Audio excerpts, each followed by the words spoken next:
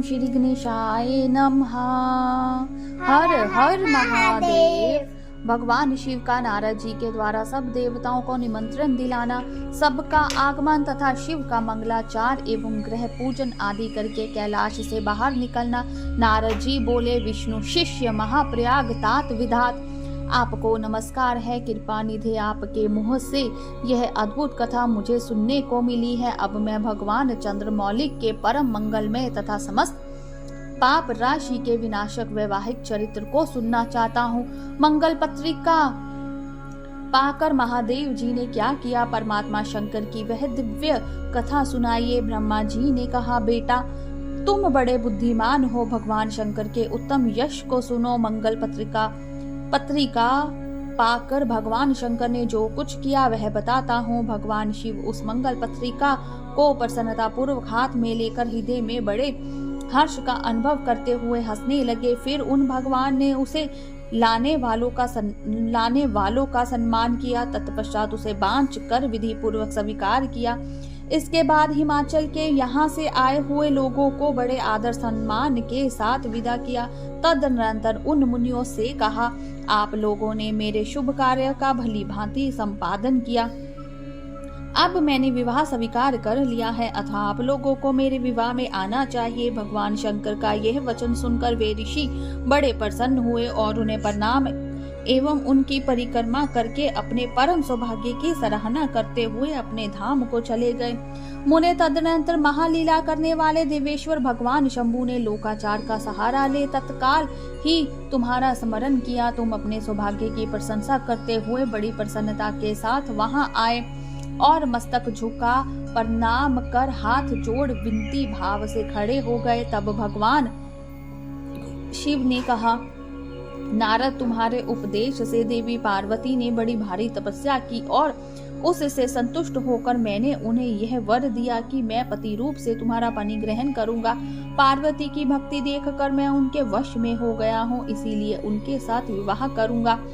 सप्त ऋषियों ने लगन का साधन और शोधन कर लिया है, अतः आज से 7वें दिन मेरा विवाह होगा। उस अवसर पर लौकिक रीति का आश्रय ले मैं महान उत्सव करूंगा। मुने, तुम विष्णु आदि सब देवताओं, मुनियों और सिद्धों को तथा अन्य लोगों को भी मेरी ओर से निमंत्रित करो। सब लोग मेरे शासन की गुरुता को समझकर प्रसन्नता और उत्साह के साथ सब प्रकार से सज धज कर स्त्री पुत्रों को साथ ले आए। ब्रह्मा जी कहते हैं, मुने, भगवान शंकर की इस आज्ञा को शिरोधार्य करके तुमने शीघ्र ही स्वर्था जाकर उन सबको निमंत्रण दे दिया। तत्पश्चात शंभु के पास आकर उनकी आज्ञा के कारण तुम वहीं ठहर गए। भगवान शिव भी उन सब देवताओं के आगमन की उत्कंठा पूर्वक प्रतीक्षा करते हुए अपने गणों के साथ वहीं रहे। उनके सभी गण संपूर्ण दिशाओं में नाचते हुए वहां बड़ा भारी उत्सव मना रहे थे। इसी बीच में भगवान विष्णु सुंदर वेश धारण किए अपनी पत्नी और दल बल के साथ शीघ्र ही कैलाश पर्वत पर आए और भक्ति भाव से भगवान शिव को प्रणाम करके उनकी आज्ञा पाकर प्रसन्नता पूर्वक उत्तम स्थान में ठहर गए। इसी प्रकार मैं अपने गणों के साथ स्वतंत्रता पूर्वक शीघ्र ही कैलाश गया और भगवान शंभु को प्रणाम करके अपने सेवकों सहित सानंद वहां ठहरा। तदनंतर इंद्र आदि लोकपाल और उनकी स्त्रियां आवश्यक समान के साथ खूब सज धज कर वहां आई। वे सब के सब उत्सव मना रहे थे। तत्पश्चात मुनि, नाग, सिद्ध, उपदेवता तथा अन्य लोग भी निमंत्रित हो उत्सव मनाते हुए वहां आए। उस समय महेश्वर ने वहां आए हुए सब देवता आदि का पृथक पृथक सहर्ष स्वागत सत्कार किया। फिर तो कैलाश पर्वत पर बड़ा अद्भुत और महान उत्सव होने लगा।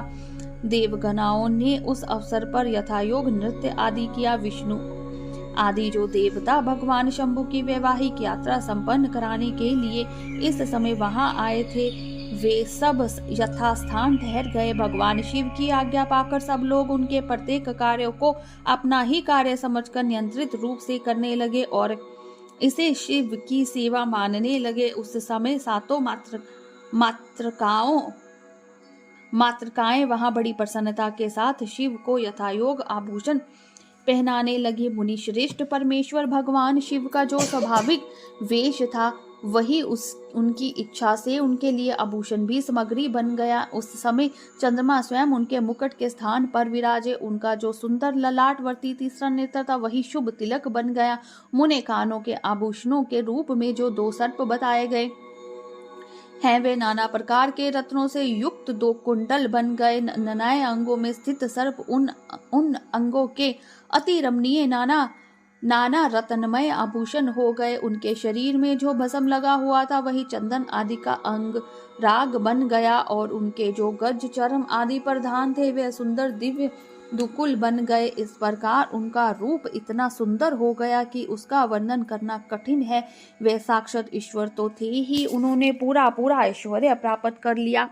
तदनंतर समस्त देवता, यक्ष, दानव, नाग, पंछी, अप्सरा और महर्षि गण मिलकर भगवान शिव के समीप गए और महान उत्सव मनाते हुए प्रसन्नता पूर्वक उनसे बोले, महादेव महेश्वर, अब आप महादेवी गिरिजा को ब्याह लाने के लिए हम लोगों के साथ चलिए हम पर कृपा कीजिए। तत्पश्चात विज्ञान से संप्रसन्न हृदय वाले भगवान विष्णु ने भगवान शंकर को भक्ति भाव से प्रणाम करके उपयुक्त प्रस्ताव के अनुरूप ही बात कही। भगवान विष्णु बोले, शरणागत वत्सल्य देव महादेव प्रभु, आप अपने भक्त जनों को कार्य सिद्ध करने वाले हैं, अतः मेरा एक निवेदन सुनिए। कल्याणकारी शंभु, आप गृह सूत्र विधि के अनुसार गिरिराज कुमारी पार्वती देवी के साथ अपने विवाह का कार्य कराइए। हर आपके द्वारा विवाह की विधि का संपादन होने पर वही लोक में स्वतः विख्यात हो जाएगी। अतः नाथ, आप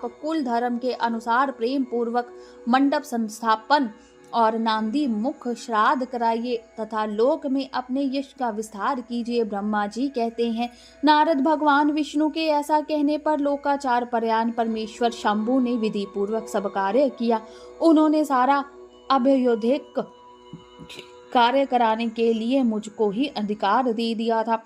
अतः वहां मुनियों को साथ ले मैंने आदर और प्रसन्नता के साथ वह सब कार्य संपन्न किया। महामुने उस समय कश्यप, अत्रि, वशिष्ठ, गौतम, भृगु, गुरु, कण्व, बृहस्पति, शक्ति, जमदग्नि, पराशर, मार्कंडेय, शिलापाक, अरुणापाल, अकृत, शम, अगस्त्य, च्यवन, गर्ग, शिलाद, दितीची, उपमन्यु, भरद्वाज, अकृत, वर्ण, पिपलाद, कुशिक, कौत्स तथा शिष्यों सहित व्यास, ये और दूसरे बहुत से ऋषि जो भगवान शिव के समीप आए थे, मेरी प्रेरणा से विधि पूर्वक वहां अभ्युदयिक कर्म कराने लगे। वे सब के सब वेदों के प्राणगत विधान थे अथवा वेदोक्त विधि से वैवाहिक मंगलाचार करके ऋग्वेद, यजुर्वेद और सामवेद के विविध उत्तम सूत्रों द्वारा महेश्वर की रक्षा करने लगे। उन सब ऋषियों ने बड़ी प्रसन्नता के साथ बहुत से मंगल कार्य कराए। मेरी और शंभु की प्रेरणा से उन्होंने विघ्नों की शांति के लिए प्रीतिपूर्वक ग्रहों का और समस्त मंडलवर्ती देवताओं का पूजन किया। वह सब लौकिक वैदिक कर्म यथोचित रीति से करके भगवान शिव बहुत संतुष्ट हुए और उन्होंने प्रसन्नता पूर्वक ब्राह्मणों को प्रणाम किया। तदनंतर वे सर्वेश्वर महादेव देवताओं और ब्राह्मणों को आगे करके उस गिरिश्रेष्ठ कैलाश से हर्ष पूर्वक निकले। कैलाश से बाहर जाकर देवताओं और ब्राह्मणों के साथ भगवान शंभु, जो नाना प्रकार की लीलाएं करने वाले हैं, सानंद खड़े हो गए। उस समय वहां महेश्वर के संतोष के लिए देवता आदि ने मिलकर बहुत बड़ा उत्सव मनाया। बाजे बजे तथा गान और नृत्य हुआ। बोलिए शंकर भगवान की जय, उमापति महादेव की जय, हर हर महादेव।